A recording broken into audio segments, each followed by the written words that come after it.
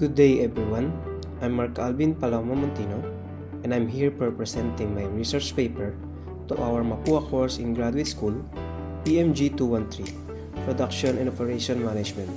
So without further ado, let's begin. The research entitled, A Proposal Study, the Installation of a Solar Panel Street Lights with CCTV Camera in Tarlac, Philippines National Road. The contents of this study are introduction, methodology, results and discussion, and lastly, conclusion and recommendation. For the abstract, solar energy is a cost-free, environmentally friendly, and limitless source of energy. The solar photovoltaic system produces variable output, and the sun's irradiance determines how well it works.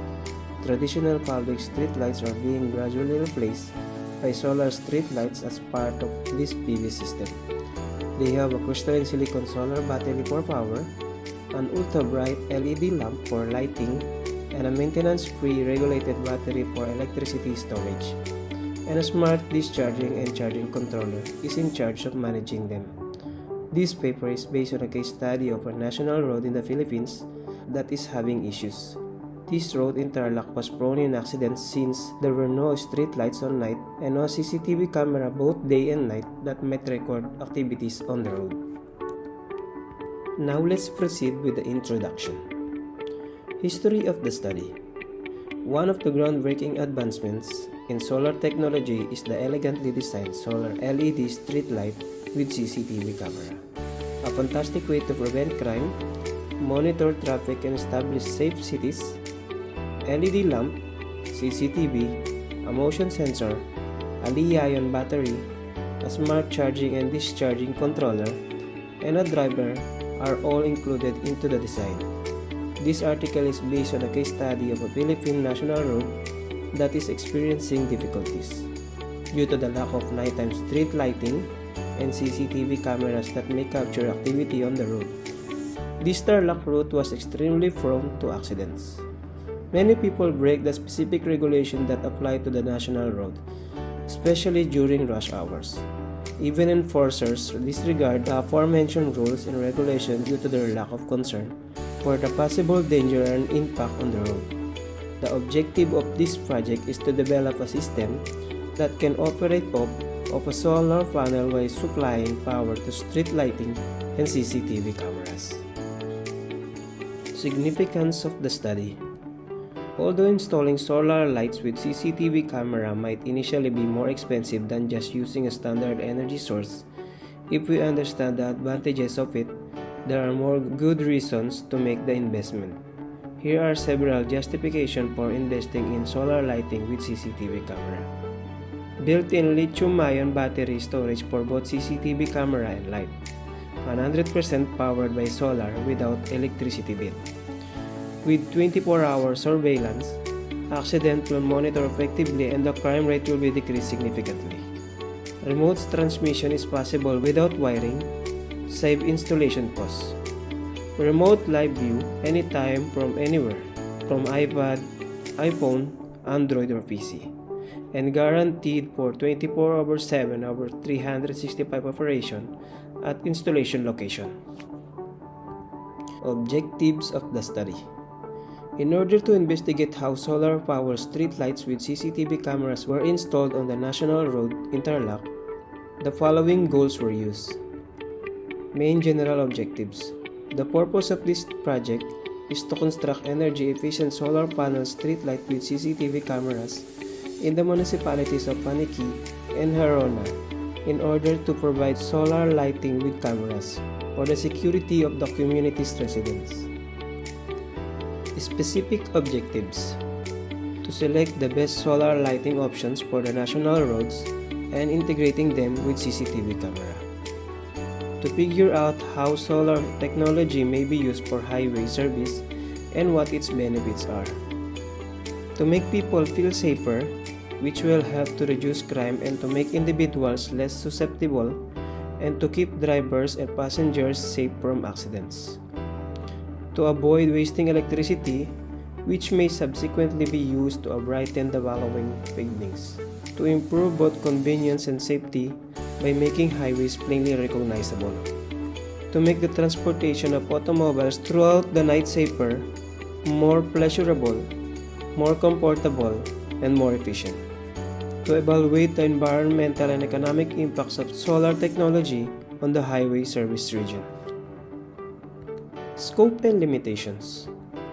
The major goal of this research is to put solar power LED street lights with CCTV cameras on the road, and it is one of the residents' concern to supply them with the appropriate solar street light panels with cameras in their neighborhood. The following are the project's scopes. Install a solar street light panel with CCTV camera to limit the probability of accidents and crime. Now let's move on with the methodology. The proponents laid out the steps that would need to be followed to create this study.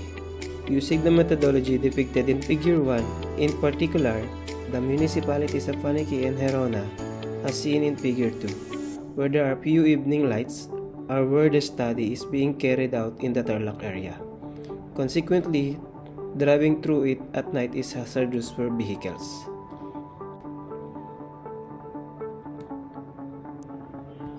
Phase 1. Data gathering. The crucial information such as the specification governing road length and breadth was overlooked by the researchers as they visited the location. Road curves were also considered while determining where to place the poles. The advocates also considered technology that is now available in their calculation for the size of batteries and PV panels. Phase 2. Manual calculation. Parameters for solar PV module lighting. The advocates of road light adhered to the Department of Energy roadway lighting guidelines, which were developed to encourage the installation of energy-efficient lighting technologies for roads, while also providing technical and safety information on the planning and installation of lighting systems. For the solar PV module sizing, this will be discussed more in depth in the results and discussion later on the next slides.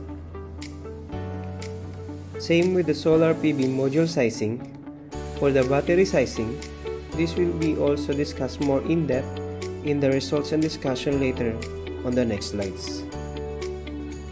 Phase 3. Prospecting. The system supporters sought advice from Solar and Renewable Energy Solution Corporation on the system's overall costs. The data that was surveyed includes labor installation costs, brackets, poles, CCTV cameras, and polycrystalline solar panel with LED floodlights. Payback period is equal to overall cost of the system divided by total savings, where payback period is equal to the number of years it takes to recoup the cost of the investment. The overall cost of the system is equal to the total cost of the system includes the total contract price for the key parts, the bill of the materials for consumables, the labor cost for the installation, grounding, and material delivery, as well as the cost associated with operation and maintenance and net metering applications. Total savings equals to total monthly savings. Phase 4. Final design. Using computer-aided design software like AutoCAD, the exact position of the solar PV road lighting with CCTV camera will be determined. Now let's talk about the results and discussion. Manual computation. The size of the PV module was determined by calculating the total peak watts output. Peak watt generation is influenced by the module size and the local environment. To get the peak watt, given 120 watts, 12 volts, or nominal voltage. For the solution, 120 times 12, we get 1440 peak watts hour. Under the quantity of daily watt hours needed from the PV modules, to account for the system energy loss, multiply the total daily watt hours consumed by the street lights by 1.3 after computing the total. This made it possible to calculate the required numbers of watt hours per day for the panels. 1440 peak watts hour times 1.3 is equal to 1,872 watt-hour. Under PV modules require watt peak ratings. To find the total watt peak rating of the PV panels needed to power the street light, divide the total watt-hours per day needed from the PV modules by 3.43. 1,872 watt-hour over 3.43 is equal to 545.77 watt-hour. Under total PV panels in the system, you may find the necessary watt peak rating for PV modules by dividing it by the maximum rated output watts peak of the PV modules currently on the market. 545.77 watt-hour divided by 100 is equal to 5.46 PV panel. If the answer has any fractional portion, just raise it to the next highest whole number. So if the answer is 5.46, the next whole number is 6 PV panel. For the battery sizing, given 1,500 watt-hour, 0.85 battery loss. For the solution, under the number of watt-hours used each day by 0.85 to account for battery loss, 1,500 divided by 0.85, we get 1,764.71 watts. Divide your response from the preceding steps by 0.6 to get the depth of discharge. 1,764.71 watts divided 0.6, we get 2,941.18 watts. Divide the output of the previous steps by the nominal battery voltage, 2,941.18 watts, divided by 12, we get 245.10 ampere.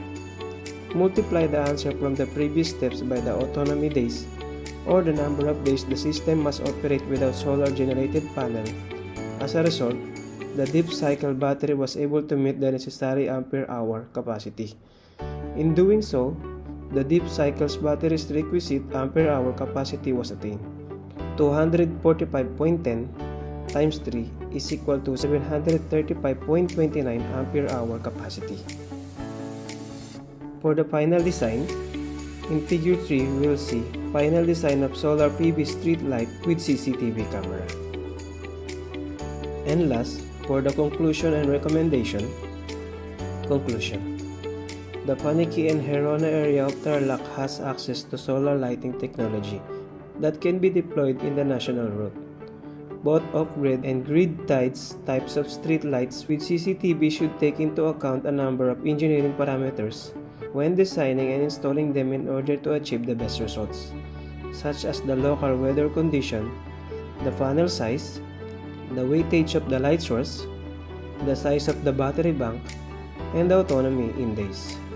A solar panel and CCTV are used to keep an eye on the active activity on the main road of the aforesaid town, especially in the early hours of the morning and at night because, as of right now, those places are incredibly dark. Thanks to the installation of solar panels and CCTV along the national road in Tarlac, which will benefit the drivers and the locals, it will now be safer to travel to Tarlac even at night. It will also be a great opportunity for Tarlac to develop into a highly industrialized province in Luzon, which will have significant economic benefits for the provincial government of Tarlac, particularly in the municipality of Paniqui and Gerona. This is because they won't mind paying their electricity bills. Recommendation. Solar street lights were already being considered about by the province of Tarlac. To finish a project that called of 100 solar street lights with CCTV cameras for the municipality of Paniqui and Gerona Tarlac, experts' assessment indicate that even though installing 100 solar street lights would cost 850,000, the savings from employing solar street lights would more than make up for this. For the goal of improving nighttime travel safety and reducing accidents, it is highly advised that solar panels and CCTV be installed on the national road of Tarlac. And that is the end of my research paper. Thank you and have a good day.